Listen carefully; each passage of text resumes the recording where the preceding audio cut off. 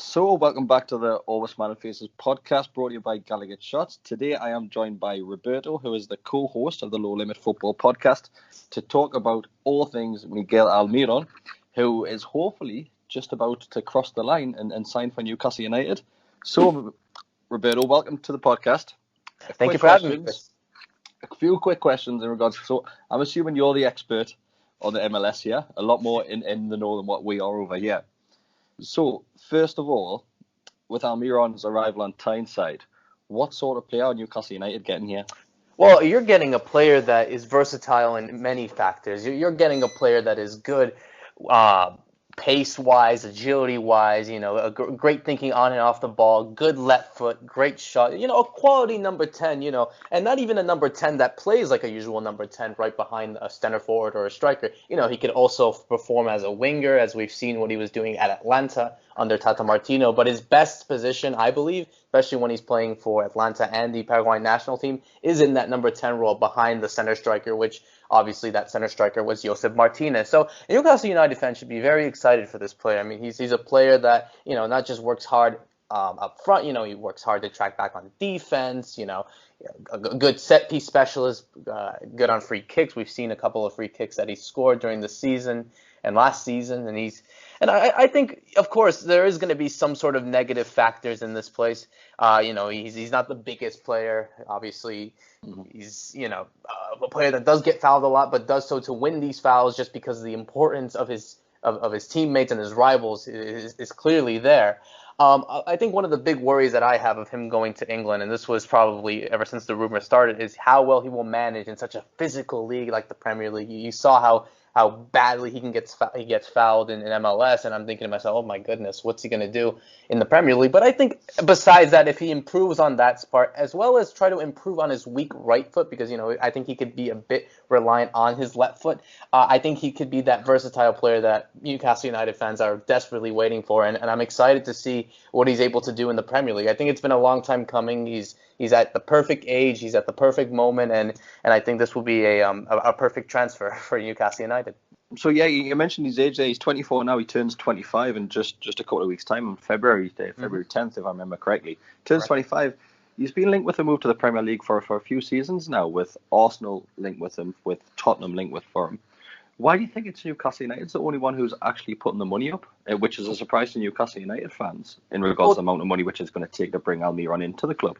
Well, I think there's the answer. I think with all the other offers that you've been hearing and all the rumors, I think Newcastle were actually the only one that actually stepped up with the offer. Obviously, Daniel Campos, his agent, was talking about this. I was speaking to him, and he was talking to a few Paraguayan radio stations, in light of all this drama. And he said that Newcastle was the only club that was actually interested in him, that sent in a formal offer to Atlanta. So it was only a case of, getting the financial costs done and getting everything from a personal terms perspective. I think that's it. But I think when you look at all the teams that were interested in him, you look at Arsenal, you look at Spurs, you look at West Ham, you look at Newcastle, I think that because of the position that he plays and because of the system that Rafa Benitez has, putting into place at Newcastle, I think Almirón is right there in that position, perhaps being a replacement for Jose Perez, who isn't having a great season from what I've been hearing. So I think he comes into that role, and I think he is a Rafa type of player. I think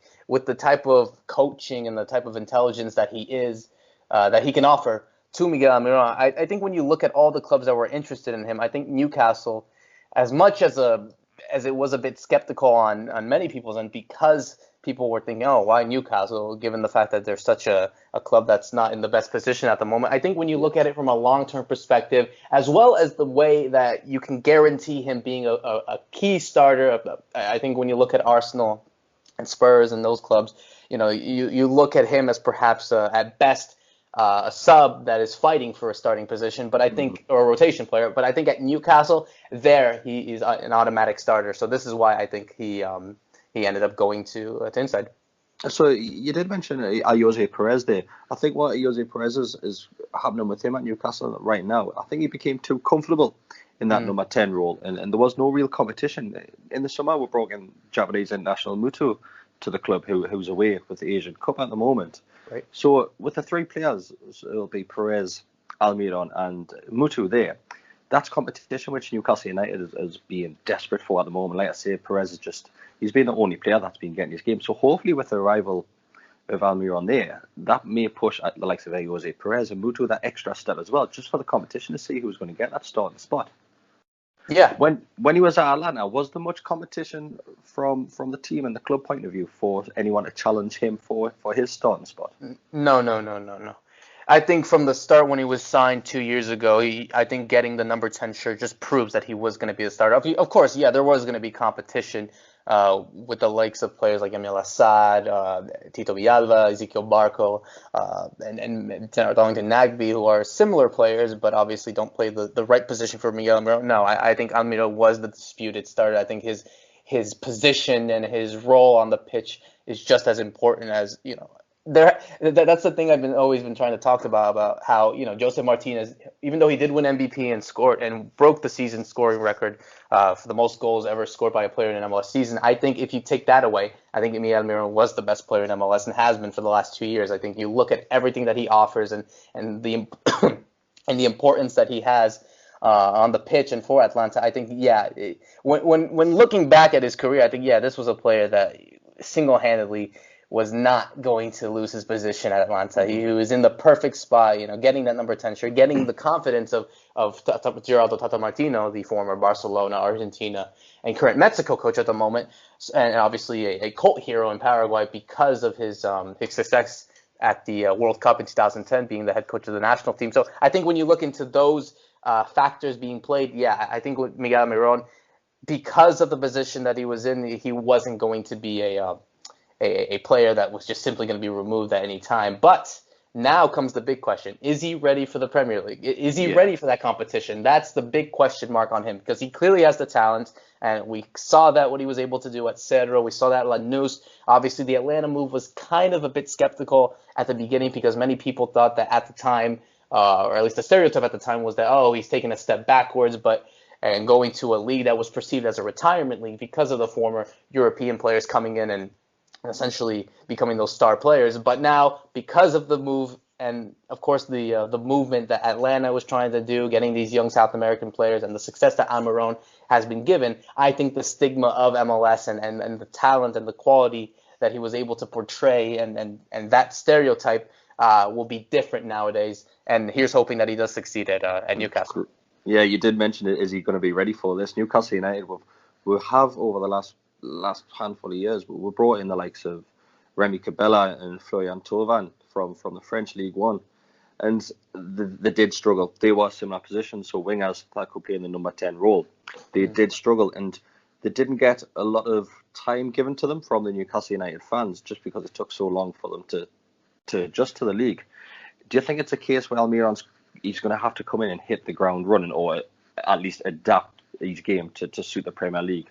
Oh, absolutely. I think when you're under the pressure of being the record signing, the fact that you're a player coming from MLS, the fact that there's so many factors, the South American factor, you would look at him coming from MLS, being the record spending, the record transfer that for a club that historically hasn't been able to spend a lot on players. So, I think there's going to be a lot of pressure on him. But one of the reasons why I think he'll be able to hopefully adapt to this pressure and succeed, I think it's just because of the personality that he brings. You look at the personality that he is. I know many Newcastle fans have been negative and down in the dumps lately because of the recent state of the club. But I think with a little cheer from Miggy, his nickname, will bring positive vibes to Newcastle. I mean, You look at one of the few things I like to always joke around with friends is that, you look at the Atlanta's team photos and you look at all the 11 players standing in for the photo before the start of the game. Everyone with a serious face, and there's Almirón just smiling like a little kid, having like he's making his professional debut or something. So and of course speaking to close friends and family members, and of course his agent, I think he's a humble person. He's a calm guy. He doesn't go out a lot. He's always with his wife. He married before he came to the United States, and we see that in his game. So I think, and he's passionate. He's really focused about football 100% and just wants to get better. So I think when you play into that and you play into the competition and to the challenge that's ahead of him, I think when you look at what he's able to do at Newcastle, hopefully I think because of all the factors of his personality and what he has been demonstrative on and off the pitch, that I think he should be able to get the ground running and hopefully win the fans over in what is clearly not a fan base, or at least when you look at Premier League fans in general, a fan base that is kind of cutthroat when a bad game or a bad moment happens. They don't forgive, unfortunately. So you can flip that over and look at the result which we got last night against the champions Manchester City. So Newcastle United, everyone knows if we're losing games, it's not a great atmosphere within the stadium and in the ground. But flip that over and look at the atmosphere last night was second to none. So hopefully he can come straight in, perform well, and become a fan favourite very, very quickly on Tyneside. Definitely. And I think one more point is that you look at, they always talk about the pressure of the fans, and obviously I don't want to make big comparisons, but you look at Atlanta, you look at how many fans are there supporting, their team and supporting Almirón. You look at they're bringing 50, 60,000. There were 70,000 that filled up the Mercedes-Benz arena just during the MLS Cup final when they won against Portland. You saw the support that he gets, and that gives you a vibe, that gives you that energy, and I think Almirón is accustomed to that. So I think if the results go the way that he is hoping to help the team moving forward, with results like you saw last night against Manchester City, then that will just motivate him much more and get him into hopefully a proper player that hopefully will help Newcastle get into that position of where they stand, and of course, I think that they've been saying that they want to avoid relegation, but I think with Almirón, hopefully they could